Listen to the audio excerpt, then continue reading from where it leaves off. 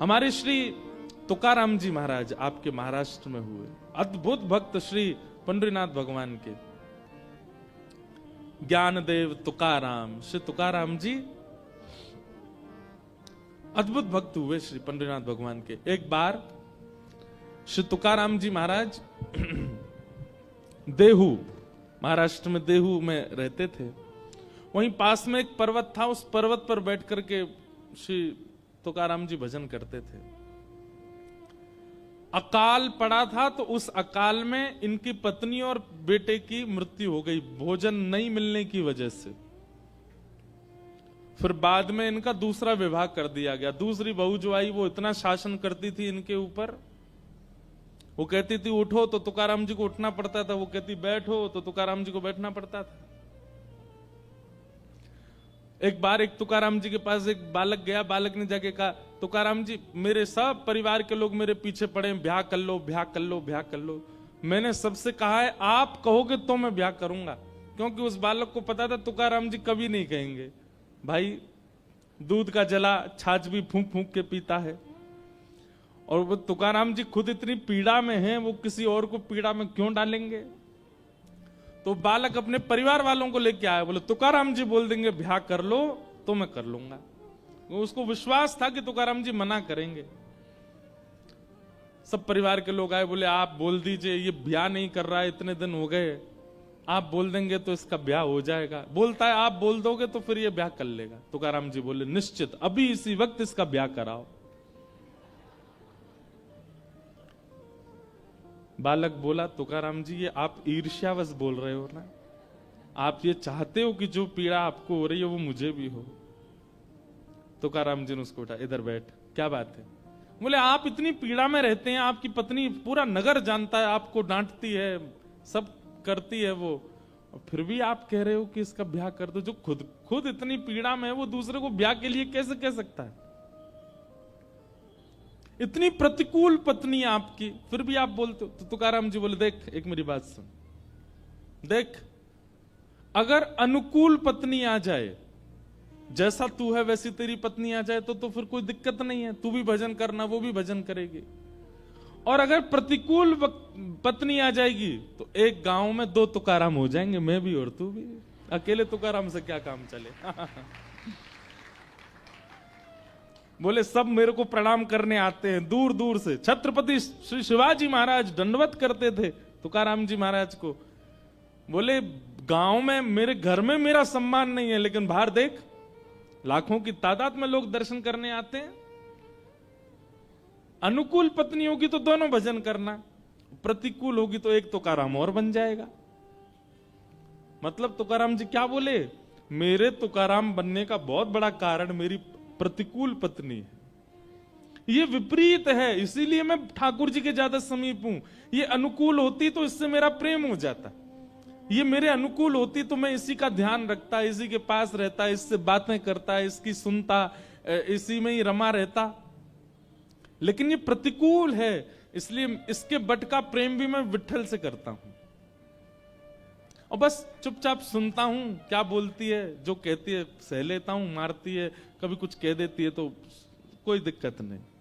ऐसे श्री तुकाराम जी महाराज। जब छत्रपति शिवाजी महाराज को पता चला कि श्री तुकाराम जी महाराज की पत्नी और बेटा, पहली पत्नी और बेटा इसलिए मर गए क्योंकि अकाल में उनके यहां भोजन नहीं था, तो शिवाजी महाराज ने किसी से पूछवाया, बोले इनके घर की स्थिति कैसी है। कहा बोले ज्यादा अच्छी नहीं है, बस ये भक्त हैं इसलिए इनका नाम तो बहुत है पर धन नहीं है इन पे। तो शिवाजी महाराज ने खूब सारी बैलगाड़ियों में भर करके सुंदर सुंदर रत्न भेजे तुकाराम जी महाराज के पास। मंत्री आया और मंत्री ने आकर के कहा, बोले महाराज छत्रपति शिवाजी महाराज ने आपके लिए कुछ भेंट भेजी है। भेंट को देख करके उन्होंने तुरंत मना किया, मुझे नहीं चाहिए, इसको ले जाओ। बोले क्यों नहीं चाहिए। तब दो बातें कही तुकाराम जी ने, ध्यान से सुनना। पहली बात कहते हैं, जो पाप का मूल है उसको मैं क्यों लूं। मंत्री जी एक बात मुझे बताइए, दुनिया में जितने पापी हैं सबके नाम गिनो, पापियों के नाम याद हो तो पापियों के नाम गिनो। आप भी अगर किसी पापी को जानते हैं, वैसे तो किसी को पापी मानना नहीं, लेकिन फिर भी जो पाप कर्म करता हो, कोल्हापुर में हो या कहीं भी हो, आपकी रिश्तेदारी में हो, मित्रों में हो, जो पाप कर्म करता हो। पाप कर्म किसको कहते हैं? परस्त्री गमन को पाप कर्म कहते हैं। माता पिता की अवहेलना करने वाले को पाप कर्म कहते हैं। अपनों से ही द्वेष रखने वाले को पाप कर्म कहते हैं। मांस मदिरा आदि भक्षण करने वाले को पाप कर्म कहते हैं। अधर्म के मार्ग पर चलने वाले को पाप कर्म कहते हैं। कुदृष्टि रखने वाले को पाप। तो ये सब जिसके अंदर हो, आप खुद विचार कर लो, कहीं ना कहीं उसके पास धन का स्रोत होगा, इसीलिए वो पाप के मार्ग पर है। कहीं ना कहीं धन का स्रोत है। और धन नहीं है, अगर वो धनवान नहीं है तो लोभ ही होगा। ये लोभ और धन यही पाप करवाते हैं। सब लोग इधर देखिए, बहुत ध्यान से सुनिए। तुकाराम जी महाराज पहली बात कहते हैं कि जो पाप का मूल है, जो पाप का बीज है, वो मैं क्यों लूं? इसी से ही पाप कर्म की इच्छा प्रकट होती है, मुझे नहीं चाहिए। लेकिन तुम ज्यादा निवेदन करोगे तो दूसरी बात सुनो, बोले क्या? जिसको विठ्ठल रूपी रत्न मिल गया, उसको अब संसारी रत्न की आवश्यकता नहीं है। जिसको साक्षात श्री कृष्ण रूपी रत्न मिल गया, खर्च ना खूटे, खर्च नहीं होता कभी भी, और चोर ना लूटे। चोर दुनिया की सब सामग्री लूट ले जाएगा, पर ठाकुर जी का प्रेम कैसे लूटेगा हमारे हृदय से? पायो जी मैंने नाम। तो श्री तुकाराम जी महाराज सेनापति से बोले कि भैया, पहली बात तो ये पाप का मूल है, इसको मैं रखूंगा, कहीं ना कहीं पाप मुझसे बनेगा। और दूसरी बात, जब विठ्ठल रूपी रत्न मिल गया तो फिर ये संसारी रत्न की क्या आवश्यकता है? इसको ले जाओ। और लेकर के सेनापति वापस आए तो छत्रपति शिवाजी महाराज अचंभित हो गए। एक वस्तु नहीं ली उन्होंने। समय निकाल करके शिवाजी महाराज गए तुकाराम जी के पास देहू, और जाकर के दंडवत किया। बोले कि आपके इस त्याग को, आपके इस समर्पण को, आपके इस विरक्ति भाव को मैं दंडवत करता हूं भगवान। मुझे आप शिष्य स्वीकार करो। आप सोचोगे धन नहीं लिया, शिवाजी महाराज को शिष्य तो बना लिया होगा, नहीं, वो भी नहीं किया। तुकाराम जी महाराज बोले, भगवान देखिए, आप पूरे राष्ट्र का गौरव हैं, आपकी वजह से हम संत महापुरुष प्रेम से भजन कर पा रहे हैं शिवाजी महाराज, पर आपका गुरु मैं नहीं हूं। वहां भी त्याग किया। हम आप में से कोई होता तो कोई छोड़ता? बोले अच्छा है। आज के प्रधानमंत्री समझ लो, अगर वो आ जाएं आपके घर तो आप मना करोगे? नहीं। लेकिन तुकाराम जी मना कर रहे हैं। तुकाराम जी कह रहे हैं मैं आपका गुरु नहीं हूं, आप तो वन में जाइए, वन में आपके गुरु आपकी प्रतीक्षा कर रहे हैं, समर्थ गुरु रामदास, वो आपके गुरु, उनके पास जाओ। दीक्षा और गुरु रूप में समर्थ गुरु रामदास को स्वीकार किया छत्रपति शिवाजी महाराज ने, पर वे तुकाराम जी के प्रति भी गुरु भाव रखते थे। इतना बड़ा त्याग। भगवान पंडरीनाथ के परम वैष्णव भक्त हुए। चोखा मेला। आप अयोनिज थे। अयोनिज का मतलब होता है आपका जन्म माता पिता से नहीं हुआ था। वैसे तो चोखा मेला जी का ऐसा भाव बताया जाता है कि आप ज्यादा श्रेष्ठ जाति में आपका जन्म नहीं हुआ था। एक बात आपने कभी अनुभव की, कितने भी भक्त चरित्र सुन लो, भक्त चरित्रों में जाति की प्रधानता कभी नहीं होती। ये जाति बिरादरियों का ज्यादातर पॉलिटिक्स लोग में, पॉलिटिशियन में ही इसका ज्यादातर भेद चलता है। हम लोगों में घोले जाने वाली ये बातें ज्यादातर ये राजकीय रूप से हमारे अंदर घोली जाती है। भक्ति भाव में कहां है बताइए मुझे? कितने नाम में गिना दूं ऐसे जिनको जाति के रूप में छोटा बताया गया और ठाकुर जी ने उनको हृदय से लगाया। उन्हीं के एक प्रमाण है चोखा मेला। श्री तुकाराम जी महाराज वे भी ब्राह्मण नहीं थे, पर उनको सब वंदन करते थे। श्री नामदेव जी महाराज, केवल ब्राह्मण होना सर्वाधिक श्रेष्ठ का भाव नहीं होता है। आप किसी भी जाति में हो, ठाकुर जी के रहो। और एक बात हम कहें, ये जाति में जन्म लेना एक प्रकार का टास्क है। ठाकुर जी कह रहे हैं तो मैं सामर्थ हो तो अपने भक्ति भाव से अपनी इस जाति के बंधन को तोड़ के दिखा, अपनी इस जाति से ऊपर निकल के दिखा। आज हमारे भारत के एक राष्ट्रपति पूर्व रहे एपीजे अब्दुल कलाम, थे मुस्लिम, पर क्या उनको साधुओं ने वंदन नहीं किया? क्या उनको संतों ने स्वीकार नहीं किया? शंकराचार्य भगवान ने भी उनको स्वीकार किया। सब संत महापुरुष ब्राह्मण सब उनको देखते तो हाथ जोड़ते थे, सब ने स्वीकार किया। क्यों? क्योंकि उन्होंने एक जाति से ऊपर उठ गए वे, इसलिए सबने स्वीकार किया।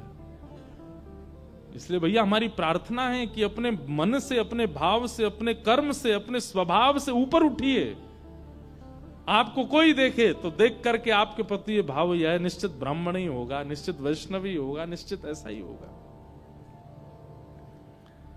चोखा मेला जी, आपके माता पिता नैष्ठिक ब्राह्मण थे। पंडरीनाथ भगवान का दर्शन करने के लिए जा रहे थे और दर्शन करने जाते समय कुछ आम साथ में ले जा रहे थे भगवान को अर्पित करने के लिए। आपके माता पिता इतने भाव से आम लेकर के जा रहे थे ठाकुर जी को अर्पित करने के लिए, ठाकुर जी के मुंह में पानी आ गया। ठाकुर जी को फल से, ठाकुर जी को व्यंजन से रुचि नहीं होती, ठाकुर जी को व्यंजन लाने वाले के भाव से रुचि होती। ठाकुर जी एक साधु का रूप बना करके आ गए और आकर के चोखा मेला जी के माता पिता से कहने लगे हमें कुछ पवा दो। उनके माता पिता ने विचार किया इतने सारे आम हैं हमारे पास, 2-3 इनको पवा देते हैं, बाकियों का भोग लगा देंगे ठाकुर जी को। और कोई मांगता तो वो आम उच्छिष्ट हो जाते, लेकिन एक साधु मांग रहा है तो इसलिए इस आम को ठाकुर जी स्वीकार कर लेंगे। और उन्होंने एक आम दिया। ठाकुर जी क्या करें पता है? साधु के रूप में आए, पूरे नहीं पाते, थोड़ा थोड़ा ऐसे पाते हैं, थोड़े थोड़े चौंकते हैं और फिर उसको जो माता जी थी उनकी गोद में डाल देते हैं। फिर कहते हैं दूसरा दो, दूसरा दो, दूसरा आम लेते हैं, फिर उसको लेते हैं, फिर उनकी झोली में डाल देते हैं। तीसरा आम, अब बेचारे आजकल के तो थे नहीं जो टोक दें। आजकल के लोग तो बड़े विचित्र हैं ना, उस समय के थे तो कुछ बोले नहीं, एक के बाद एक मांगते जाएं, थोड़ा थोड़ा चखें और उनकी झोली में डालते जाएं। ऐसे कर करके ठाकुर जी ने सबरे आम खा लिए जितने थे, एक भी नहीं छोड़ा पंडरीनाथ जी के लिए। तो पंडरीनाथ ही आए साधु के रूप में। बेचारे अंतिम आम देख करके एक दूसरे के मुख देखने लगे। पति पत्नी बोले देवी ऐसे ही मान लो कि पंडरीनाथ नहीं पाए हैं, अब तो हो गया, अब क्या भोग लगेगा ठाकुर जी को। और साधु सबरे आम पाकर, हाँ भैया बढ़िया आनंद आ गया, अब तुम लोग जो क्रिया में जा रहे हो चले जाओ। और झूठे आम, चुखे हुए आम उनकी पत्नी की झोली में डाल दिए। और ऐसा कहकर के महात्मा तो वहां से ऐसे चलते बने जैसे कोई उनकी ट्रेन छूट रही हो, तुरंत चले गए। ठाकुर जी थे ना। दोनों पति पत्नी सोचने लगे अब खाली हाथ जाएं ठाकुर जी के पास, कोई बात नहीं, ऐसे ही मान लेते हैं कि ठाकुर जी आके पाके चले गए। चलो देवी अब ये झोला का क्या करोगी, इसको कहीं पधरा दो, तो सब उच्छिष्ट हो गए। पति उठ करके चलने लगे, पत्नी उठी झोला कहीं रखने के लिए बढ़ी आगे, तभी उन्होंने कहा खोल के एक बार दृष्टि तो कर लूं। जैसे ही खोल करके देखा तो वहां आम की गुठली और छिलका तो गायब, एक नन्हा सा बालक था उसमें झोली के भीतर। और पत्नी इतना घबरा गई, बोले अब क्या करूं। पति दूर निकल गए थे, बोले पता नहीं ये बालक कहां से आया, ये कैसे आया, क्या हुआ। समझ गई कि ये निश्चित ही श्री ठाकुर जी ने कृपा करके दिया है। और उस बालक को वहीं नदी के तट पर छोड़ करके और प्रणाम करके वहां से चली गई। तो समाज को क्या बताऊंगे कहां से आया ये बालक। सब लोगों की तो दृष्टि होती है ना परिवार के घर के सब लोग देखते हैं भाई 9 महीना पहले ही सबको खबर चल जाती है, फिर सबको पता होता है कौन सा महीना चल रहा है, क्या हो रहा है क्या नहीं हो रहा। रिश्तेदारों का काम क्या है, यही तो करते रहते हैं वो। अब ये इनकी पत्नी सोची, किसी ने सुना नहीं आज तक कि मैं गर्भवती थी, ना मेरा 9 महीने का कोई समय ऐसा निकला, अचानक बालक लेके जाऊं तो कहीं जीवन पर्यंत मुझे भी सुनना पड़ेगा, इस बालक को भी पता नहीं कोई स्वीकार अस्वीकार कर दे, इसलिए वहीं छोड़ के चली गई। क्योंकि ठाकुर जी ने आम को चोखा और उनकी पत्नी की गोद में मेला मतलब दे दिया, इसीलिए उस बालक का नाम पड़ा चोखा मेला। तभी एक सामान्य परिवार के दंपति वहीं नदी के तट पर आए हुए थे, उनके कोई संतान नहीं थी। स्नान करके ठाकुर जी से नित्य कहते थे कि एक हमें बालक की प्राप्ति हो जाए जो ठाकुर जी का परम भक्त हो। तभी उन्होंने देखा कि एक बालक की रोने की आवाज आई, दौड़ करके जाके देखे तो नन्हा सा बालक वो वहां था। मानो पंडरीनाथ भगवान ने ही कृपा करके अपना, अब ये अयोनिज का मतलब क्या होता है, ये माता पिता से जन्मे नहीं है, ये ठाकुर जी से प्रकट हुए हैं। ऐसे कई भक्त हुए हैं जिनका जन्म नहीं हुआ, जो ठाकुर जी की कृपा से ही आए हैं। हमारे श्री हनुमान जी महाराज वे भी अयोनिज हैं, ठाकुर जी की कृपा से ही पधारे। आप धीरे धीरे बड़े हुए, बचपन से ही श्री पंडरीनाथ विठल भगवान के प्रति आपका खूब प्रेम भाव था। कभी कहीं कथा होती, कोई संत दिख जाते, महापुरुष दिखते, तो आप जाकर के दूर से बैठ करके उनका प्रवचन भजन सुनते थे।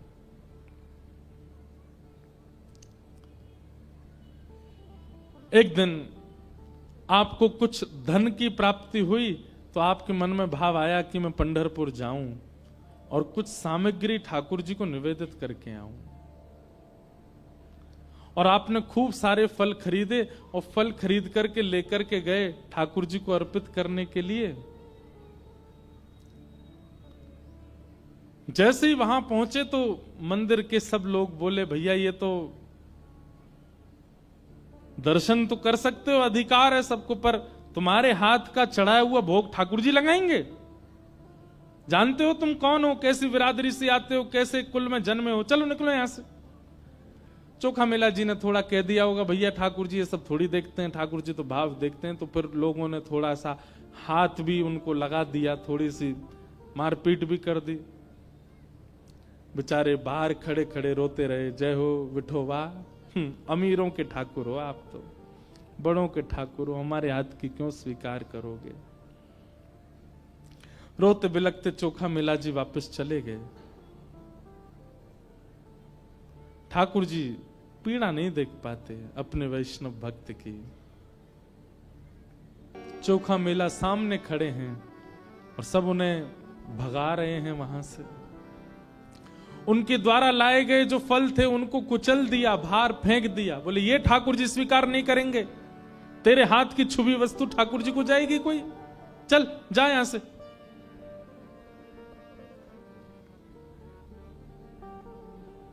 चोखा मेला रोते रोते चले गए। भोजन नहीं किया आज पूरे दिन,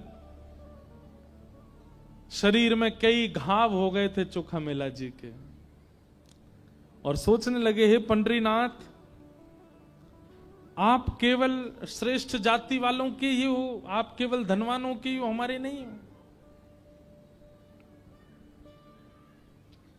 मन में कई प्रकार की भावनाएं उत्पन्न होने लगी। ठाकुर जी व्याकुल हो गए और अर्धरात्रि का समय चोखा मेला अपने घर के बाहर पेड़ के नीचे बैठे थे। इतने में कस्तूरी की बढ़िया सुगंधी आने लगी, छम छम आवाज आने लगी और सुंदर तेज पुंज जैसा दूर से दिखाई देने लगा। चोखा मेला बोले, ये कैसा अद्भुत दृश्य दिख रहा है। और तभी देखते हैं कि महाराज सिर पर सुंदर मुकुट विराजमान, कानों में मकराकृत कुंडल, अपने कमर पर हाथ धारण किए हुए, चलते हुए बढ़िया ललित त्रिभंगी चाल से चलते हुए साक्षात श्री विठल भगवान पंडरीनाथ चोखा मेला के सामने आ रहे हैं।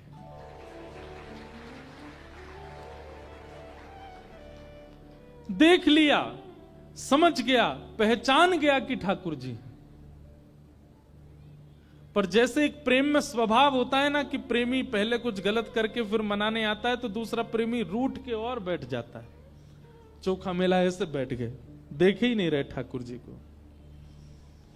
ठाकुर जी बोले, चोखा, पहली बार अपना नाम ठाकुर जी के मुख से सुना है, रोंगटे खड़े होने लगे, मन में आनंद हो रहा है, पर रूठ के बैठे। मैं कहा करता हूं बंधुओं, जहां प्रेम बहुत किया गया हो वहां रूठना, गुस्सा करना, लड़ना, झगड़ना, थोड़ी नोक झोंक करना, ये अधिकार में आ जाता है। जहां प्रेम अतीत में किया गया हो। ठाकुर जी बोले, देख हम आए हैं, बैठाएगा नहीं हमको। दूर से खाट लेकर के आए, चोखा मेला जी लगा दी और ठाकुर जी उस पर बैठ गए, लेकिन मुंह फेर के बैठे चोखा मेला। ठाकुर जी बोले, ये चोखा मेरी ओर नहीं देखेगा, मुझसे बात नहीं करेगा, कुछ नहीं बोले। ठाकुर जी अपने मस्तक पर लगे हुए चंदन को थोड़ा थोड़ा लेकर के चोखा मेला की जहां जहां लगी थी वहां वहां अपने अंग का चंदन लगा रहे हैं अपने हाथ से। ठाकुर जी हाथ ऊपर कर, तेरे यहां भी लगी है, वहां भी लगा रहे, तेरे पैरों में भी लगी है। पैर जैसे छूने लगे, चोखा, नहीं आप ऐसा मत कीजिए, नाथ आप पधारे हैं, बहुत कृपा है। लिपट गए ठाकुर जी से। ठाकुर जी बोले, तू इतना नाराज क्यों हो गया? बोले, नाथ ऐसा व्यवहार, मैं कितने भाव से आपके लिए फल लेके आया था, आप ये हमेशा आपके पास रहने वाले इन लोगों को आप क्यों नहीं समझाते हो कि आप तो प्रेमियों के हो? ठाकुर जी बोले, मैं गीता में कहता हूं, ये यथामाम प्रपद्यन्ते ताम्स तथैव भजाम्यहम्। मुझे जो जैसे भजता मैं उसको वैसे ही मिलता हूं। ये लोग मुझे पाषाण मानते हैं, ये लोग मुझे मूर्ति मानते हैं, ये लोग मुझे पत्थर मानते हैं, इसलिए ना इनके आगे मैं बोलता हूं, ना चलता हूं, ना खाता हूं, ना कुछ नहीं करता, ऐसे खड़ा रहता हूं। लेकिन तू मूर्ति नहीं मानता, इसलिए तेरे लिए चल के आ गया। जना भाई मुझे मूर्ति नहीं मानती, उसके हाथ से खाने जाता हूं मैं। ये नामदेव तुकाराम मुझे मूर्ति नहीं मानते, इसलिए उनके साथ खेलता हूं मैं। अब इन लोगों को कौन समझाए? ये लोग सब मुझे मूर्ति मानते हैं, तो मैं भी इनको मूर्ति ही मानता हूं। ठाकुर जी क्या कह रहे हैं गीता में कि मुझे जो जैसे बचता मैं उसको वैसे ही मिलता हूं। जो ठाकुर जी के प्रति पाषाण बुद्धि रखता है, ठाकुर जी उस व्यक्ति के प्रति भी पाषाण बुद्धि रखते हैं। फिर वो व्यक्ति कहता है ना, हे ठाकुर जी मेरे जीवन में बहुत कष्ट संकट आ रहे हैं। ठाकुर जी भी कहते होंगे, पाषाण को कोई कष्ट संकट नहीं होता, तू पाषाण ही तो है। ठाकुर जी को ये अनुभव ही नहीं होता कि हम भी चैतन्य हैं। जब हम ठाकुर जी के प्रति चैतन्य का भाव रखेंगे तो ठाकुर जी को भी लगेगा कि ये भी चैतन्य है। और फिर जैसे चोखा मेला के अंग पे लगे हुए पीड़ाओं को ठाकुर जी अपने चंदन से ठीक कर रहे हैं, वैसे हमें भी करेंगे। हमने ठाकुर जी को मूर्ति माना, ठाकुर जी भी हमको मूर्ति मान करके खूब सारे कष्ट दे देते हैं जीवन में। फिर हम कहते हैं ठाकुर जी इतनी पीड़ा, इतना कष्ट। ठाकुर जी कहते हैं पत्थर को कोई कष्ट थोड़ी होता बेटा। अब चल तू एक काम कर, मैंने सुबह से कुछ खाया नहीं है, कुछ खिला। तो बोले आपका तो मंदिर में 8 बार भोग लगता है, क्यों झूठ बोल रहे हो, कुछ नहीं पाया? बोले नहीं, आज मेरे भक्त को पीड़ा दी गई थी इसलिए मैंने उपवास किया, मैंने नहीं पाया, मैंने कुछ नहीं पाया। चोखा तूने भी कुछ नहीं पाया ना, चल कुछ लेके आ, पाएंगे। फल लेकर के आए चोखा, ठाकुर जी के आगे धर दिए। ठाकुर जी प्रेम से पावे, और जैसे फल पाते हैं, फल का जो अंतिम भाग रह जाता है खत्म होने वाला, उसको चोखा को अपने हाथ से खिला देते। अपना अधरामृत का सुंदर फल। नेत्र सजल हो गए चोखा मिला के। कुछ फल बच गए थे तो ठाकुर जी उनको लेकर के अपने फेंट में बांधने लगे। चोखा बोले, ठाकुर जी ये फल आप कहां ले जा रहे हो? यहीं पा लीजिए। कहां लेके जा रहे हो और ये फेंट में क्यों रख रहे हैं आप? ठाकुर जी बोले, मैंने उपवास किया तो मेरी गृहिणी रुक्मणी ने भी उपवास किया है, वो भी बेचारी भूखी बैठी है, ये ले जाऊंगा उसको जाके खिला दूंगा, वो भी खा लेगी प्रेम से। और मैं जिस दिन उपवास करता हूं उस दिन गरुण जी उस दिन नारद जी, उस दिन रुक्मणी, उस दिन सब उपवास करते हैं। जो जो मेरे साथ मंदिर में, सबका उपवास हो जाता है, क्योंकि ठाकुर जी के भोग लगने के बाद ही सब पाते हैं। और ठाकुर जी भोग नहीं लगाए तो कोई नहीं पाता। इसलिए मैं सबके लिए लेके जा रहा हूं और सबको कहूंगा, देखो चोखा के खेत के बढ़िया बढ़िया फल हैं, खाओ। और ये सब एक रुक्मणी खाएगी, गरुण जी खाएंगे, नारद जी खाएंगे, और सब लोग प्रेम से पाएंगे। और बढ़िया सुंदर चोखा को सुख देकर के श्री ठाकुर जी वापस चले गए। प्रातः काल काकड़ा आरती का समय हुआ। जैसे ही मंदिर खोले गए और मंदिर खोल करके देखा तो ठाकुर जी का फेंट इतना बड़ा हुआ था। पुजारियों ने कहा ये क्या रखा है। जैसे फेंट खोल करके देखा तो सारे फल रखे थे, और ये वही फल थे जो चोखा लेकर के आया था ठाकुर जी को भोग लगाने। तो जिन पुजारी जी ने फल फेंक दिए थे वही काकड़ा आरती करने गए। उन्होंने जैसे ठाकुर जी की फेंट खोल के देखी, वही फल जो फेंक दिए गए थे वही फल रखे थे फेंट में। अब उनके मन में किंचित भी ऐसा भाव नहीं आया कि ठाकुर जी रात में चोखा के पास गए होंगे, या जो फल मैंने फेंक दिए थे वो ठाकुर जी के पास कैसे आ गए। उनके मन में यह भाव आया कि चोखा माना नहीं, जिद करके और कहीं से आकर के ठाकुर जी को फल दे गया है, जबरदस्ती भोग लगा गया है। बार बार मना करने पर भी जिद्दी चोखा मिला, आकर के अपने फल ठाकुर जी को चढ़ा के गया है। और पूरी मंदिर कमेटी और सब लोगों को इकट्ठा करके कहा कि ये चोखा ने ऐसा ऐसा किया है। मतलब किसी के मन में पॉजिटिव बात नहीं आई, नेगेटिव आई। ये भी कलयुग का प्रभाव है कि परिस्थिति आपके जीवन में सकारात्मक भावना प्रकट नहीं करती है, नकारात्मक सोच। चलते चलते गिर गए तो क्या सोच रहे हैं, टेढ़ी टेढ़ी नजर से देख रहा था मेरे को वो, इसीलिए गिर गया मैं। उस पर कुछ हम लोग सकारात्मक नहीं सोचते। बहुत तेज भूख लगी थी लेकिन 2 रोटी खाते ही पेट भर गया। तीसरी रोटी अब मन नहीं हो रही, इच्छा नहीं हो रही। क्यों, तुम तो पाने के लिए बैठे थे, बहुत कह रहे थे भूख लगी, 2 रोटी में ही हो गया काम। मुझे नजर लग गई है किसी की। अपने आप ही सोच लेते हैं।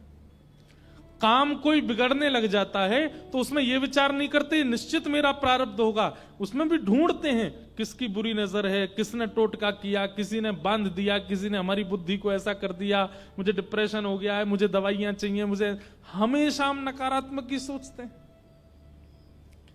वैष्णव का स्वभाव होता है वो हर स्थिति में ठाकुर जी का ही भाव रखता है।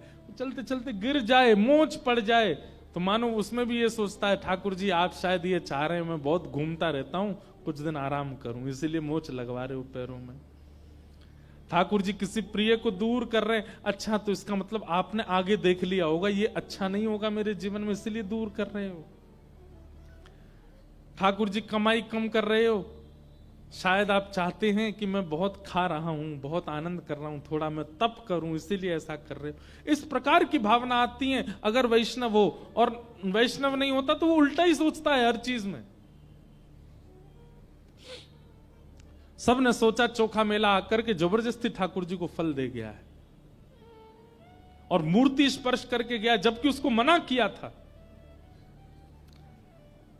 कल तो बेचारे को मंदिर में पीट दिया, आज सब उसके गांव गए और गांव में जाकर के घर से निकाल करके पीटा कि तू कैसे आया मंदिर में और तूने कहां से चाबी बनवाई, तू ताला खोल के भीतर गया, ठाकुर जी पर फल चढ़ा करके आया, तूने स्पर्श किया उनका। चोखा मेला बोल रहा नहीं ऐसा नहीं है, ऐसी कोई बात नहीं है।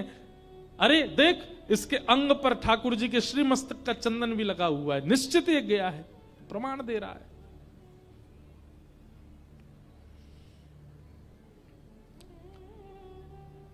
बेचारे चोखा मेला की स्थिति दयनीय कर दी और लौट करके सब पुजारी पंडा और सब समाज के लोग, इससे कोई आप ये मत सोचना कि पुजारियों की निंदा की जा रही है। उस समय पर उस काल में ऐसी विचारधारा वाले लोगों की निंदा हो रही है। आप पुजारियों के प्रति कुदृष्टि मत रखना। लौट करके जैसे ही सब वापस पंढरपुर आए, हाथ पांव धो करके स्नान करके अपरस में जैसे ही मंदिर में प्रवेश करने लगे, ठाकुर जी ने अपने आप अपनी किवाड़ बंद कर ली और भीतर से चटकनी लगा दी। अनेक प्रयास करने पर भी ठाकुर जी का मुख्य दरवाजा नहीं खुला। पुजारी जन सब बाहर बैठ गए घुटनों पर, हे पांडुरंगा, हे विठल, हे नाथ, क्या अपराध बन गया हम लोगों से, आपने क्यों ऐसा हमसे रूठ के बैठ गए। भीतर से ठाकुर जी के स्वर सुनाई दिया और उस स्वर में करुणता थी। ठाकुर जी मानो जैसे रो रहे हो। बोले तुम सब मेरे दर्शन के अधिकारी नहीं हो। अरे बेचारा मेरा भक्त चोखा मेला आया और आकर के फल लेकर के आया, तुमने यहां फेंक दिए। तो मुझे दया आ गई, मैं रात्रि उसके घर गया, उसके शरीर पर घाव देख करके अपना चंदन लगाया, उसके घर के, उसके खेत के उपजाए हुए फल खा करके आया, रुक्मणी जी के लिए लेकर के आया, फेंट में बंदे देख करके तुम्हारे मन में किंचित भाव नहीं आया कि इतनी सुरक्षा में मंदिर में कैसे आ जाएगा चोखा मेला। मैं गया था उसके पास और तुम लोगों ने उसको इतनी पीड़ा दे करके आए हो। तुम लोग मेरे दर्शन के अधिकारी नहीं हो। आज से लेकर के पृथ्वी के अंत तक मैं वचन लेता हूं कि अब मैं किसी को दर्शन नहीं दूंगा, मैं ऐसे ही बैठा रहूंगा भीतर। थर थर कांपने लगे सब पंडा पुजारी, दंडवत करने लगे, हे पांडुरंगा, आप जो कहेंगे, आप कहेंगे कि हम चंद्रभागा में कूद करके प्राण त्याग दें तो हम सब प्राण त्याग देंगे, आप जो दंड कहेंगे वो सब स्वीकार है, पर इस प्रकार का कठोर आप व्रत मत लीजिए दर्शन देने का। जीवों का कल्याण कैसे होगा कलयुग में। आप प्रायश्चित बताइए, आप दंड बताइए, हमें क्या करना है। ठाकुर जी बोले, जिस पालकी में हमारी सवारी निकलती है वो पालकी सजाओ और पालकी लेकर के चोखा मेला के पास जाओ और चोखा मेला को बढ़िया सुंदर तैयार करके उसका मल्लम पट्टी कर देना, उसका सुंदर श्रृंगार करना, उसको इत्र लगाना और जैसी पोशाक मेरे को धारण होती वैसी पोशाक उसको धारण करा के मेरी पालकी में विराजमान करके और तुम सब अपने कंधा पे उठा करके जब उसको यहां लाओगे तब मेरे दर्शन खोलेंगे, नहीं तो नहीं खोलेंगे। सब पंडा पुजारी सुंदर जल चंद्रभागा का कलशों में लेकर के, इत्र लेकर के, चंदन लेकर के, पोशाक पीतांबरी लेकर के, पाग लेकर के, पालकी सजा करके लेकर के चोखा मेला के पास गए। चोखा मेला बेचारे डरने लगे, अब क्यों मारने आए हो, अब मैंने क्या किया। बोले नहीं, सब चरणों में हो गए। बोले तुमको तो पांडुरंग प्रेम करते हैं। कि मुतादोक्षज प्रिया, श्रीमद् भागवत के रास पंच अध्याय में श्री शुकाचार्य जी महाराज कहते हैं, गोपियों पर प्रश्न उठाने वाले लोग कि इन गोपियों ने ठाकुर जी के साथ रास किया, अरे ये ठाकुर जी से प्रेम करती हैं, ये बात एक है, पर ठाकुर जी भी इनसे प्रेम करते हैं। कि मुतादोक्षज प्रिया, और ठाकुर जी जिससे प्रेम करते हैं ठाकुर जी कुछ कर सकते हैं। मधुमंगल के मुख पर लगी कड़ी चाट गए ठाकुर जी, सबरी के झूठे बेर खा गए ठाकुर जी, कर्मा की अशुद्ध अवस्था में बनी हुई खिचड़ी पा गए ठाकुर जी, सुदामा के कच्चे चावल खा गए ठाकुर जी, छोटी सी जना के हाथ से छोटी छोटी रोटी पा लेते हैं ठाकुर जी। और जना जब रोटी बनाती है, जना भाई ठाकुर जी से कहती है थोड़ी आप भी मदद कराओ, तो ठाकुर जी भी बेलना लेके करवाते हैं जनाबाई के साथ। रात में चक्की पीसती है तो ठाकुर जी उसके साथ हाथ बटाते हैं। जनाबाई बहुत अच्छा कीर्तन गाती थी, तो रात में जब चक्की पीसती थी तब ठाकुर जी का कीर्तन करती थी, ठाकुर जी आ जाते थे और ऐसे थोड़ी पे हाथ धर के सुनते ठाकुर जी। ठाकुर जी कहते, ए जना, इतना शोर हो रहा है, तू चक्की बाद में पीस लेना, मुझे पहले पद सुना दे। जनाबाई कहते, अच्छा अभी भोर हो जाएगी, सुबह हो जाएगी, सब घर के लोग उठेंगे, नामदेव जी का पूरा परिवार, सबके लिए रोटी बनानी तो आटा तो पीसना पड़ेगा ना। आपका क्या, आप तो मंदिर में जाओगे, वहां बढ़िया चकाचक पाओगे, यहां हम सबको पाने के लिए तो आटा पीसना ही पड़ेगा। ठाकुर जी कहते, ये बहुत शोर करता है। जनाबाई बोली, मैं छोटी सी, मेरे छोटे से हाथ, अब जितना मुझसे बल पड़ेगा उतना करूंगा, तुम तो बड़े हो, चलो हाथ बटाओ मेरे साथ। और एक हाथ जना का और उसके ऊपर दूसरा हाथ पंडरीनाथ लगाते हो, फिर दोनों चक्की पीसते और चक्की पीस करके जल्दी से जल्दी जब गेहूं पिस जाते, फिर जना से कहते, अब सुना, अब सामने बैठ करके पंडरीनाथ सुनते जनाबाई को। कितना प्रेम है ठाकुर जी के चित्त में। कोई प्रेम प्रदान करने वाला चाहिए। हम लोग प्रेम को छोड़ के बाकी सब देते हैं ठाकुर जी को। सोना ले, चांदी ले, जवाहरात ले, रुपया ले, फूल माला ले, प्रसाद ले, और इन सब के बाद हमारे आर्त भी ले, हमारे संकट भी ले, ये सब ले। कोई प्रेम देता है ठाकुर जी को? आज तक की तारीख में कभी पंढरपुर जाकर के आपने ठाकुर जी के प्रणाम करके ऐसा कहा, ठाकुर जी आप कब से खड़े हो, थकते नहीं हो आप? आपके पैरों में पीड़ा नहीं होती? कभी कभी कहा ऐसा? अरे मैं 50-100 लोगों से मिल लेता हूं ना दिन में, इतना थकान सी लगने लगती है। ठाकुर जी तो लाखों लोगों को दर्शन देते हैं। जब तक अंतिम दोहरी का व्यक्ति दर्शन नहीं कर जाता, पंडरीनाथ भगवान खड़े रहते हैं। कभी आपने जाकर के ये इच्छा प्रकट की, हे पांडुरंगा आप थक गए होंगे? जनाबाई करती थी। एकादशी का कीर्तन चल रहा है और श्री नामदेव जी उछल उछल के कीर्तन कर रहे थे। नामदेव जी के कीर्तन में रोज ठाकुर जी आते थे, किसी को नहीं दिखते थे, जनाबाई को दिखते थे। आज एकादशी है और एकादशी पर कितनी भीड़ होती है पंढरपुर में। जनाबाई नामदेव जी से जाके कह रही है, आज ज्यादा कीर्तन मत करना। क्यों?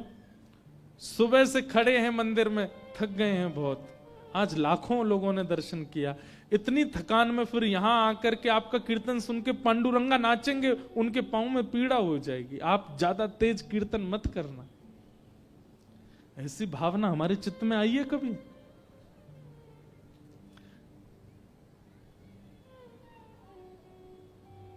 हम भक्त चरित्र क्यों सुन रहे हैं? टाइम पास नहीं कर रहे हैं हम। ऐसा प्रेम जैसा तुकाराम जी के चित्त में, जनाबाई के चित्त में, सूरदास गोविंद दास के चित्त में, वैसा एक छींट हमारे चित्त पर पड़ जाए ठाकुर जी के लिए, वैसा प्रेम प्रकट हो जाए। चोखा मेला को तैयार करके पालकी में विराजमान करके जैसे ही ठाकुर जी के सन्मुख लेकर के आए, चोखा मेला के आते ही ठाकुर जी ने अपने आप अपने द्वार खोल दिए और सामने चोखा मेला खड़े हैं। ठाकुर जी प्रेम से प्रसन्न होकर के दर्शन दे रहे हैं। नामदेव जी महाराज इस छवि का दर्शन कर रहे थे। चोखा मेला रथ अपनी पालकी से उतर के दौड़ करके गए ठाकुर जी को जैसे अंक में भरा। भगवान प्रतिमा से प्रत्यक्ष हो गए और प्रत्यक्ष होकर के चोखा मेला को अपने हृदय से लगा लिया। आज भी उनकी समाधि वहां ठाकुर जी के बिल्कुल मंदिर के द्वार के सामने बनी हुई है। और कहते हैं आज भी ठाकुर जी की पालकी जाती है उनके गांव। ठाकुर पूरी दुनिया में भक्त आते हैं ठाकुर जी के पास और ठाकुर जी जाते हैं भक्त से मिलने। ऐसे हमारे श्री पांडुरंगा, ऐसे हमारे श्री ठाकुर जी बड़े प्रेम और भाव से विराज रहे हैं, आनंद करा रहे हैं। प्रेम की पीड़ा मीरा जाने या जाने वो राधा। हे प्रेम की पीड़ा मीरा जाने या जाने श्री राधा, श्री राधा, श्री राधा। राधा राधा कह ले प्राणी, कट जाएगी बाधा। हो प्रेम की पीड़ा मेरा जाने या जाने श्री राधा, श्री राधा, श्री राधा। प्रेम अमर है, प्रेम अजर है, गंगा जल की धारा। प्रेम अमर है, प्रेम अजर है, गंगा जल की धारा। जब मैं बहुत छोटा था तो स्कूल जाता था, स्कूल से आता था तो पूज्य रमेश भाई ओझा जी की कथा सुनता था और वे इस पद को गाते थे और पूरे दिन यही पद ही सुनता रहता था बाल्यकाल में। मैंने आज तक कथा में बहुत एक आध बार ही गाया होगा या आज मन में आ रहा है। बहुत सुंदर भाव। प्रेम अजर है, प्रेम अमर है, गंगा जल की धारा। प्रेम अजर है, प्रेम अमर है, गंगा जल की धारा। प्रेम कैसा है? प्रेम से ऊंची नहीं ऊंचाई, प्रेम हरि को है प्यारा। प्रेम से ऊंची नहीं ऊंचाई, प्रेम हरि को है प्यारा। प्रेम नहीं बिन भाव के जीवन, ये जीवन है आधा। हो प्रेम की पीड़ा मीरा जाने, या जाने श्री राधा, श्री राधा, श्री राधा। प्रेम त्याग है, प्रेम समर्पण, प्रेम भक्ति है पूजा।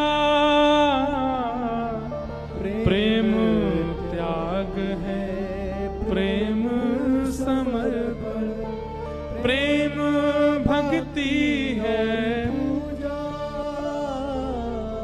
प्रेम में तन मन भक्ति में हूँ, ऐसा प्रेम न दूजा। प्रेम में भक्ति में हो, ऐसा प्रेम न दूजा। मीरा दासी गिरधर प्रभुवर, ऐसा प्रेम अगाधा। हो प्रेम की पीड़ा मीरा जाने, या जाने। श्री राधा, श्री राधा। प्रेम, हम इसको छोड़ के सब देते हैं ठाकुर जी को। कभी चिंता होती है हमारे चित्त में? नहीं होती। हमें लगता है ये तो परमात्मा है, इनको क्या पीड़ा होती होगी। पीड़ा होती नहीं है ठाकुर जी को, पर प्रेम जिसके चित्त में होता है। अब बेटा भले कलेक्टर बन जाए, बेटा भले प्रधानमंत्री बन जाए, उसको सारी सुख सुविधाएं हैं, लेकिन फिर भी माँ बोलती तो है ना, तू ठीक तो है, कोई दिक्कत तो नहीं। जब सब सुख सुविधा हैं तो फिर क्यों पूछती हो? क्योंकि प्रेम है। हम पूछते हैं कभी पंडरीनाथ से? हम तो भैया जाके खूब पूछें, लाला ब्रज ते इतनी दूर आए करके यहाँ महाराष्ट्र की भूमि में ऐसे ठाड़े हो, सब ठीक है? पुजारी जी प्रेम ते आपको भोग लगा में। हम जगन्नाथपुरी जाते हैं, वहां भी पूछते हैं, श्री द्वारिका जाते, और ये कोई बचपन से नहीं, कथा कहते कहते ये भाव आ गया चित्त में कि ठाकुर जी का जहां जहां दर्शन करने जाते हैं वहां पूछते हैं, लाल जी आप प्रसन्न होना, आप राजी होना, सदा राजी रहो, सदा खुश रहो, ऐसे ही आनंद करते रहो। अरे भैया दुनिया के लोग आशीर्वाद लेके आते हैं, ब्रजवासी तो लाला को आशीर्वाद दे के आवे। लाला तू ऐसे ही आनंद करते रही हो। हमारे ब्रज में होली हो, दिवाली हो, आशीष का पद गाया जाता है, ठाकुर जी को आशीर्वाद देते हैं, चिरजीवो गोपाल।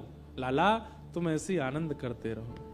हमारे लाला को खूब यश बढ़े, खूब कीर्ति बढ़े, खूब नाम बढ़े। ऐसे ही लाला हमारो पूरे महाराष्ट्र में ऐसे ही ध्वजा फहराते रहे अपनी, ऐसा आशीष दे के हमें।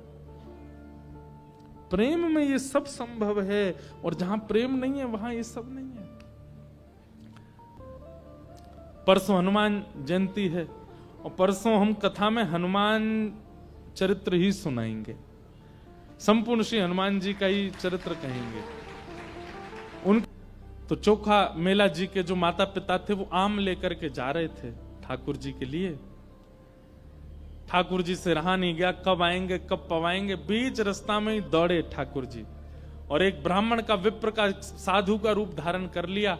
और जैसे वो दंपति आगे से निकले, ठाकुर जी हाथ पसार के बोले, हमें बहुत जोर की भूख लगी है, आपके पास कुछ हो तो हमको दे दो। पत्नी ने पति को देखा, पति बोला कि देखो, है तो ये ठाकुर जी के लिए, पर साधु और हरिजन भी तो ठाकुर जी के स्वरूप होते हैं। हमारे पास तो खूब संख्या में आम हैं, ये महात्मा ज्यादा से ज्यादा 2-3 पाएंगे, इनको पवा देते हैं, बाकी के जो शेष बचेंगे उनको ठाकुर जी का भोग लगा देंगे।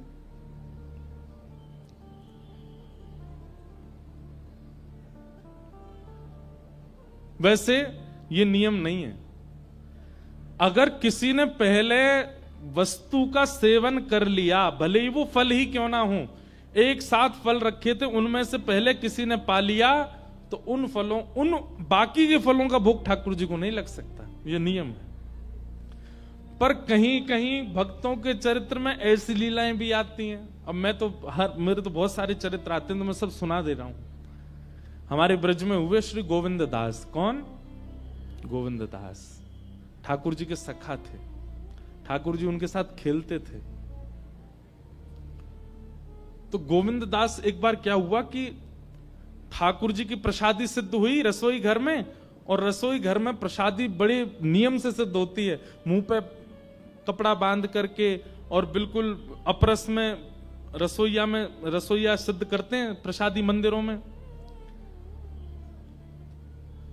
मुंह पर कपड़ा क्यों बांधते हैं? कि कहीं प्रसाद की सुगंधी अगर हमको आ गई, तो कहीं सुगंधी से हमारी जीभ में पानी आ गया तो ठाकुर जी भोग नहीं लगाएंगे। इसीलिए उसको कहते हैं अमनिया। क्या बोलते हैं? अमनिया। ठाकुर जी को जो निवेदित नहीं हुआ है, वो रोटी, वो सब्जी, वो दाल जो आपने बनाई, उसको बोलते अमनिया। मतलब उस पर हमारा मन भी नहीं आया अभी तक, ठाकुर जी पाएंगे उसके बाद हम उसका सेवन करेंगे, इसलिए उसको अमनिया कहा जाता है। इसलिए कई बार कई भक्त लोग आते हैं ना, कुछ खीर बना के लाते हैं, हलवा, तो मैं उनसे पूछता हूं अमनिया है? तो बोलते हैं क्या?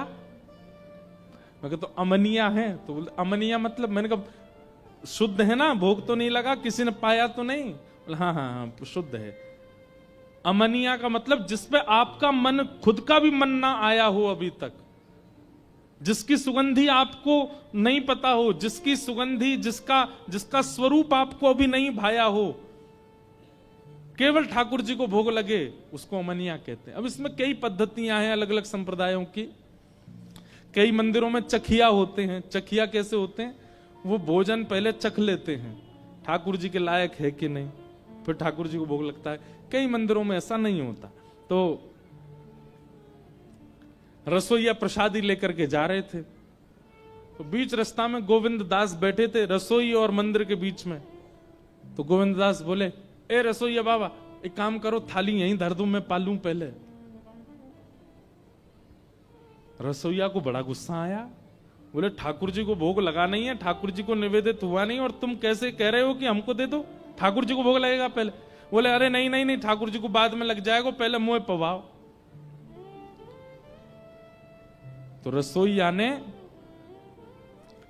थाली ले जा करके रख दी रसोई घर में, और दौड़ करके गुसाई श्री विठलनाथ जी, जो श्रीनाथ जी के प्रमुख सेवक थे, उनसे जाकर के शिकायत कर दी। बोले गोविंद दास के ऊधम दिन प्रतिदिन बढ़ते जा रहे हैं।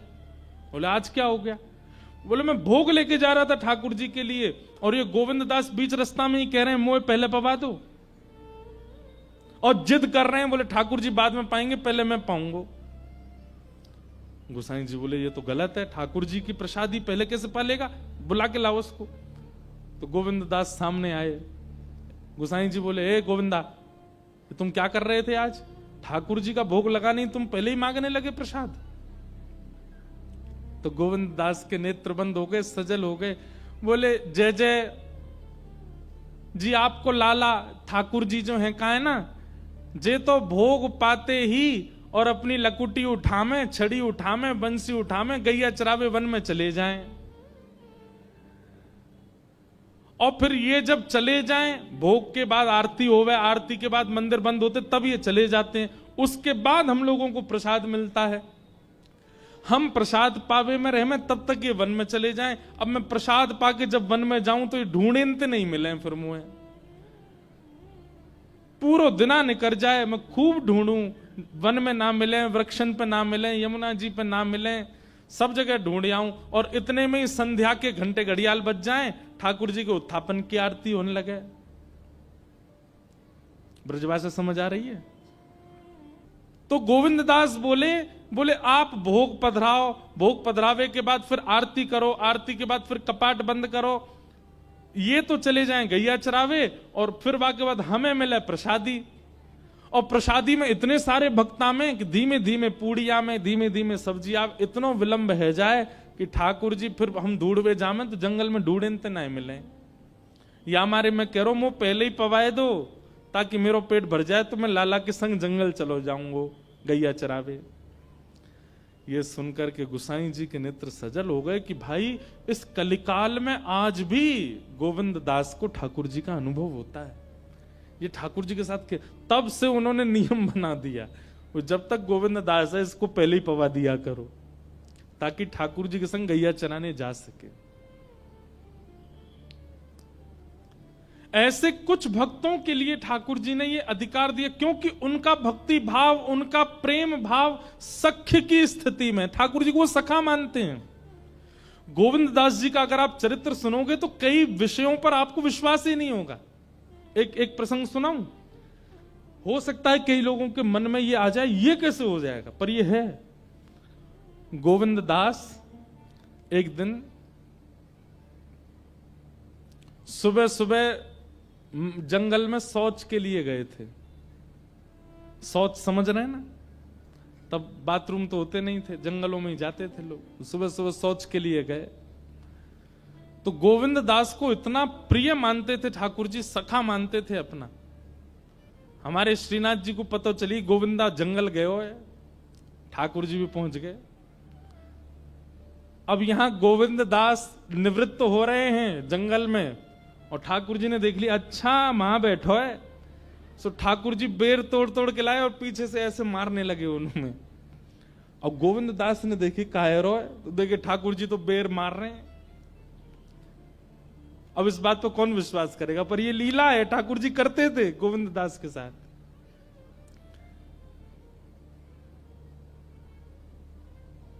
ऐसे ऐसे चरित्र हैं। और फिर पता गोविंद दास क्या करते, जो बेर उनमें पड़ता बैठी बैठी अवस्था में पकड़ के वो ठाकुर जी पे मारते थे। अब सामान्य व्यक्ति देखे तो उसके मन में आ जाएगा राम राम राम राम, अपवित्रता का ध्यान नहीं कर रहे हैं राम ठाकुर जी पे, पर ठाकुर जी उनको सखा मानते हैं अपना। हुआ ऐसा था कि भगवान केवल 11 वर्ष ब्रज में रहे। जब श्री कृष्ण आए तो केवल 11 वर्ष ब्रज में रहे। ठाकुर जी की लीला करने का अभी और मन था, ऊधम करने का अभी और मन था, ठाकुर जी वो ऊधम कर ही नहीं पाए। इसलिए ठाकुर जी कलिकाल में दोबारा श्रीनाथ जी के रूप में प्रकट हुए और फिर प्रकट होकर सूरदास, कुम्मनदास, गोविंद दास, छीत स्वामी और इन सब अष्ट सखाओं के साथ ठाकुर जी ने फिर दोबारा से वही सब क्रीड़ाएं की। उसमें से श्रीदामा का जो रूप, जो ठाकुर जी के मित्र श्रीदामा हैं, वही कलयुग में गोविंद दास बन के आए। तो ठाकुर जी को लज्जा नहीं होती थी। एक लीला ऐसी आती कि एक दिन ठाकुर जी गोविंद दास के ऊपर चढ़ गए और बोले अब घोड़ा बन जा, मुझको शेर करा। तो गोविंद दास ऐसे चल के उनको घोड़ा बन के घूम रहे थे। इतने में गोविंद दास रुक गए। ठाकुर जी बोले का भयो, जय जय नेक उतर जाओ। बोले काय को, मोकू नेक लघु शंका लगी है नेक में चलो जाऊं। ठाकुर जी बोले बावड़े, कोई घोड़ सवारी करे और घोड़ा को लघु शंका लगे तो घोड़ा बातें बोले कि उतर जाओ, मैं लघु शंका जाऊंगो। गोविंदास बोले ना ना वो तो ना बोले। बोले वो कहा करे, बोले सवारी बैठी रहे वो तो वैसे ही कर ले। बोले तू भी वैसे ही कर। और आप विश्वास नहीं मानेंगे, गोविंद दास ने सोचा कि नहीं नहीं नहीं, मैं ठाकुर जी की सेवा में हूं, मैं पूर्ण रूपेण सेवा में ही रहूंगा। इस वक्त मैं घोड़ा हूं तो मुझे घोड़े का ही भाव रखना है और धोती में ही। और किसी ने यह दृश्य देख लिया और जाकर के गोसाई जी को शिकायत कर दी। बोले गोविंद दास बिल्कुल उसने आचार मर्यादा सब पानी में बहा दी, ऐसे कर रहा था जंगल में। गोसाई जी ने बुलाया तब गोविंद दास ने बताया, बोले जय जय बैठे पीठ पे मोते बोले अब तू घोड़ा है भैया, कोई घोड़ा कहे कभी कि भैया उतर जाओ, मैंने जा रहा हूं जंगल झाड़ी है क्या आऊं, घोड़ा तो चल तो फिर तो कर ले या हमारे मैंने कर ले। गोसाई जी ने तब से नियम बना दिए, बोले भाई गोविंद दास की कोई शिकायत मत किया करो मुझसे, उसको सब चीज की छूट है। क्यों? वो ठाकुर जी उसके संग ही रहते हैं। ऐसे सखा श्री गोविंद दास।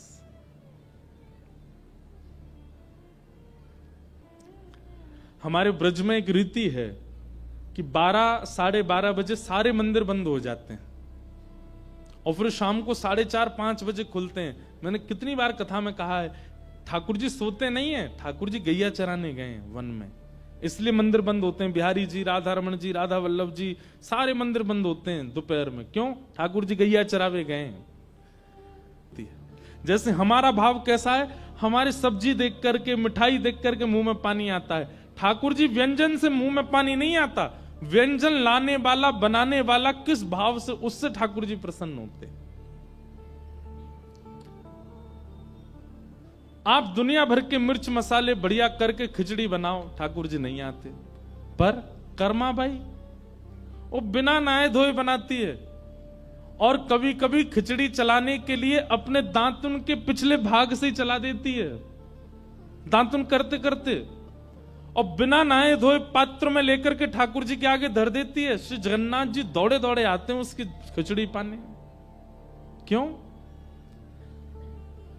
व्यंजन की दृष्टि से, व्यवहारिक दृष्टि से और मेरी आपकी दृष्टि से वो खिचड़ी पाने योग्य नहीं है, पर बनाने वाली का भाव इतना श्रेष्ठ है कि ठाकुर जी जगन्नाथपुरी से दौड़ के आते थे खिचड़ी पाने। तो एक बात याद रखिएगा, आप यदि ये सोचते हैं कि श्री पंडरीनाथ भगवान को विशिष्ट व्यंजन दिया जाए, विशिष्ट व्यंजन उनको प्रिय नहीं है, देने वाले का स्वभाव कितना विशिष्ट है, तो फिर वस्तु चाहे कितनी भी सामान्य हो ठाकुर जी को प्रिय लगती है।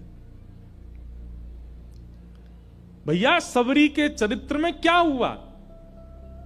सबरी ठाकुर जी के लिए बेर लेके बैठी है, तो उसके मन में आया कि मैं ठाकुर जी को खट्टे बेर नहीं खिला सकती, तो पहले चख के देखती है, मीठा होता है तो ठाकुर जी को देती है, खट्टा होता है तो फेंक देती है।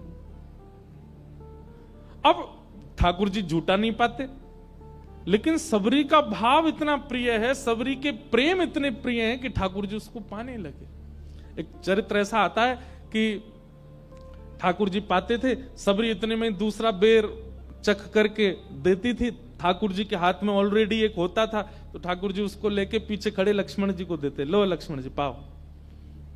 लक्ष्मण जी बेर लेके कहते झूठा है, मैं कैसे खाऊं? तो राम जी तो बैठे हैं बेचारे, और उनसे तो दूर फेंक देते, तो ऐसे मुंह चलाते, हाँ खा रहे हैं। लेकिन राम जी जानते थे, बोले लक्ष्मण खा नहीं रहा, फेंकता जा रहा है दूर। जब लक्ष्मण जी को शक्ति लगी और श्री हनुमान जी महाराज संजीवनी बूटी लेकर के आए, पूरा पर्वत लेकर के आए, वैद्यों ने संजीवनी निकाल करके जैसी लक्ष्मण जी को प्रदान की, लक्ष्मण जी जीवित हो गए। तो जब वापस लौट करके अयोध्या गए, तो लक्ष्मण जी ने राम जी से कहा, भैया आपकी आज्ञा हो तो ये संजीवनी पर्वत जो है लंका में आया है हिमालय से, जिससे हमारे प्राण रक्षा हुई, इसको अयोध्या ले चलें। वे क्यों? बोले इसमें बढ़िया बढ़िया संजीवनी बूटी है, कभी किसी को पीड़ा होगी दे दिया करेंगे। तब राम जी बोले, इन संजीवनी बूटियों से केवल तुम्हारी प्राण रक्षा हो सकती थी और किसी की नहीं होगी। लक्ष्मण जी बोले क्यों? ये तो संजीवनी बूटी है। बोले संजीवनी बूटी कैसे निर्मित हुई? बोले कैसे हुई? बोले सबरी जो झूठे बेर कर करके देती जा रही थी और तुम खा के नहीं फेंकते जा रहे थे, वही संजीवनी बूटी बने। उस सबरी के झूठे उच्छिष्ट बेर ही संजीवनी बूटी बने और उनसे ही तुम्हारी प्राण रक्षा हुई है। इससे तुम्हारी ही प्राण रक्षा होती और किसी की नहीं होती। भाई राम रावण युद्ध में तो लंका में इतने सारे राक्षस भी मारे गए, स्वयं रावण भी मारा गया, संजीवनी पर्वत तो वहीं था, लाके बूटी कोई दे देता उनको, बच जाते वे लोग भी। पर नहीं, केवल लक्ष्मण की प्राण रक्षा हुई, क्योंकि वो सबरी के उच्छिष्ट बेर उसके मुख में अमृत है, प्रेम का अमृत, भाव का अमृत, भक्ति का अमृत, उससे बचे हो तुम। तब लक्ष्मण जी बोले, मैं भाव समझ नहीं पाया सबरी का। बहुत सुंदर सुंदर पद हैं श्री गोविंद दास।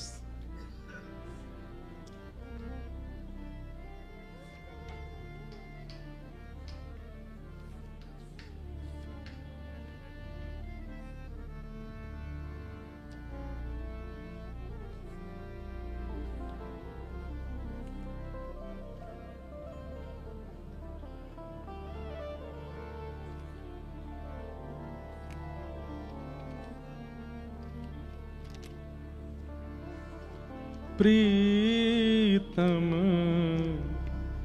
प्रीत ही सौंपई है, प्रीतम प्रीत ही गोविंद दास कह रहे हैं।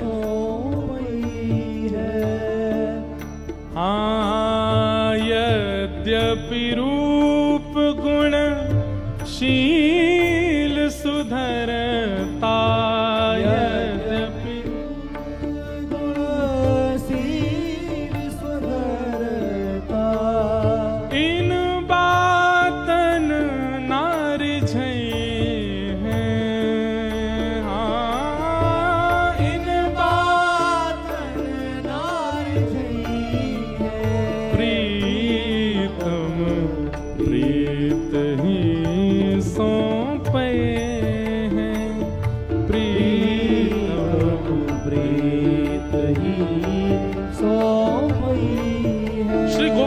कह रहे हैं भले ही आप रूपवान हो, शीलवान हो, गुणवान हो, इनसे ठाकुर जी को नहीं पाओगे।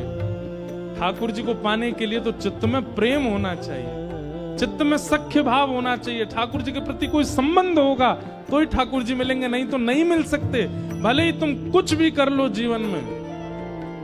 डंके की चोट पर श्री गोविंद दास कह रहे हैं, सतकुल जन्म कर्म शुभ लक्षण, सतकुल जन्म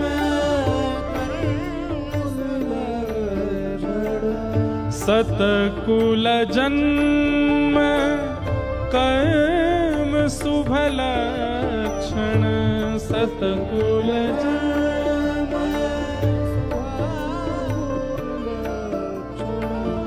वेद पुराण पढ़े हैं, वेद पुराण पढ़े हैं, प्रीतम प्रीत ही सौंपे हैं, प्रीतम प्रीत ही सौंपे हैं, प्रीतम प्रीत ही सौंपई है, प्रीतम प्रीत ही सौंपई है। ओ गोविंद प्रभु स्नेह सुवालो, गोविंद प्रभु स्नेह सुवालो, गोविंद प्रभु स्नेह सुवालो, गोविंद प्रभु स्नेह सुवालो, रसना कहाँ जो नचे हैं, रसना कहाँ जो नचे हैं, प्रीतम प्रीत ही सौंपे हैं, प्रीतम प्रीत ही सौंपे है, हाँ प्रीतम प्रीत ही सौंपे हैं, प्रीतम प्रीत ही सौंपे हैं। केवल प्रेम प्राप्त करा सकता, मोहन प्रेम बिना नहीं मिलता, चाहे कोटि कर लो उपाय। ऐसे श्री गोविंद दास तो हम एक भाव कहते हैं कि हमारे पंडरीनाथ भगवान ऐसे खड़े हैं और हम आज पंढरपुर जा रहे हैं। आज हम जाके ठाकुर जी को थोड़ा चिढ़ा के आएंगे, ठाकुर जी से बोलेंगे करके इशारों बुलाए गई रे, करके इशारों बुलाए गई रे, करके इशारों बुलाए गई रे, करके इशारों बुलाए गई रे, बरसाने की छोरी राधा गोरी गोरी, बरसाने की छोरी राधा गोरी गोरी। यहाँ पंडरीनाथ भगवान को तो विदर्भ की छोरी बुलाती हैं श्री रुक्मणी जी, और ये रुक्मणी जी के साथ ही रहते हैं। पर हम जाकर के आज ने चढ़ाए आएंगे ठाकुर जी को कि हे लाला, अब किशोरी जी बरसाने बुला रही हैं, चलो।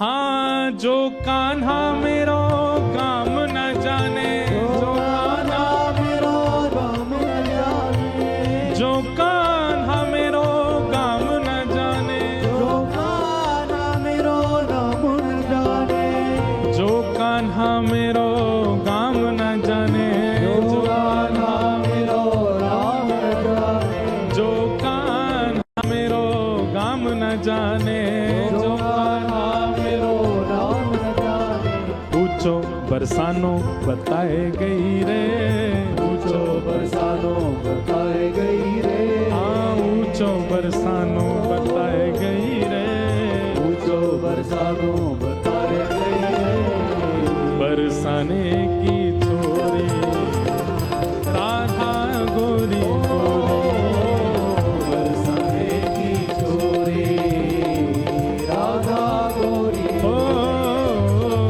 बरसाने की छोरी राधा गोरी गोरी, बरसाने की छोरी भुजा उठा करके गाओ बल वृषभानु दुलारी की।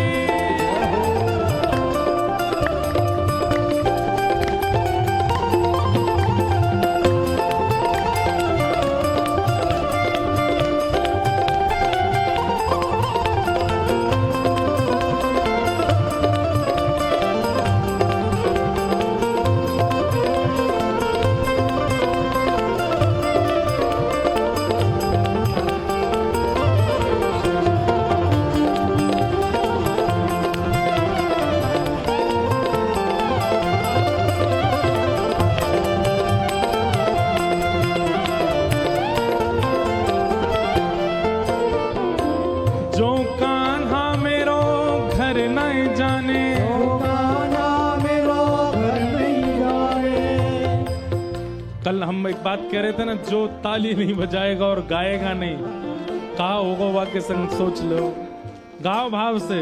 जो कान्हा मेरो घर नहीं जाने, जो कान्हा मेरो घर नहीं जाने, जो कान्हा मेरो घर नहीं जाने, जो कान्हा मेरो घर नहीं जाने, हाँ जो कान्हा मेरो घर नहीं जाने, जो कान्हा मेरो घर नहीं जाने, जो कान्हा मेरो घर नहीं जाने। जो कान्हा मेरो घर नहीं जाने, कौन सा घर है किशोरी जी को? काम तो बरसानो है और घर कहाँ है? ऊंची अटारी बताए गई रे, ऊंची अटारी बताए गई रे, हाँ ऊंची हवेली बताए गई रे, ऊंची अटारी बताए गई रे, कौन? बरसाने की छोरी राधा गोरी, बरसाने की छोरी राधा गोरी, ओ बरसाने की छोरी राधा गोरी गोरी, बरसाने की छोरी राधा गोरी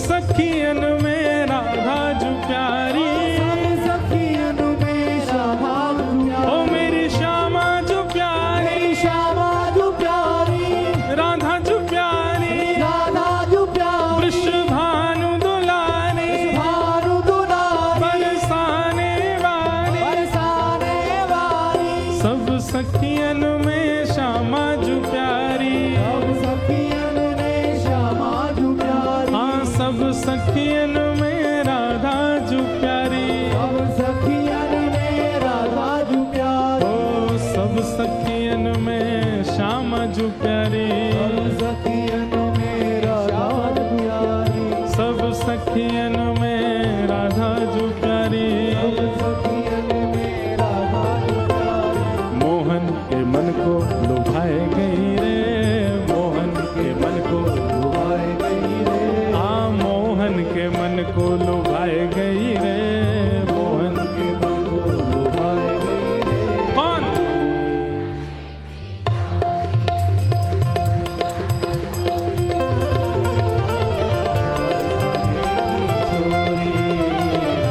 राधा गोरी, हाँ बरसाने की छोरी, राधा गोरी गोरी, बरसाने की छोरी, राधा गोरी, विठाला विठाला विठाला विठाला, विठाला विठाला विठाला विठाला, विठाला विठाला विठाला विठाला, विठाला विठाला विठाला विठाला, विठाला विठाला विठाला विठाला, विठाला विठाला विठाला विठाला, विठाला विठाला विठाला विठाला,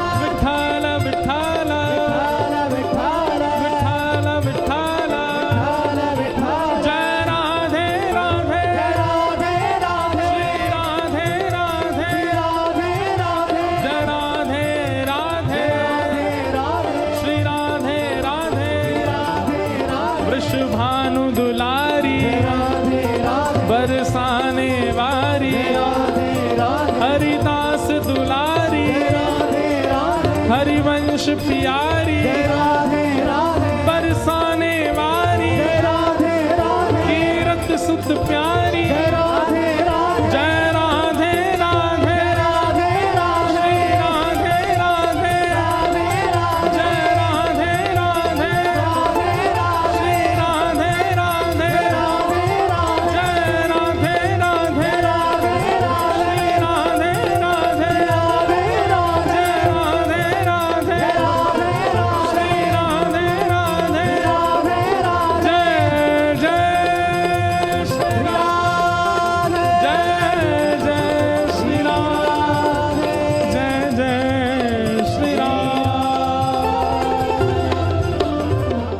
बोल पुंडली कमरदा हरि विठ्ठल श्री ज्ञानदेव तुकाराम श्री पंडरीनाथ भगवान की जय जय श्री राम जय जय श्री राम जय जय श्री राम पूछरी के लौटा की हुप हुप प्यारे क्या बात है वंशी वारे शाबाश सबको जय श्री कृष्ण जय सिया राम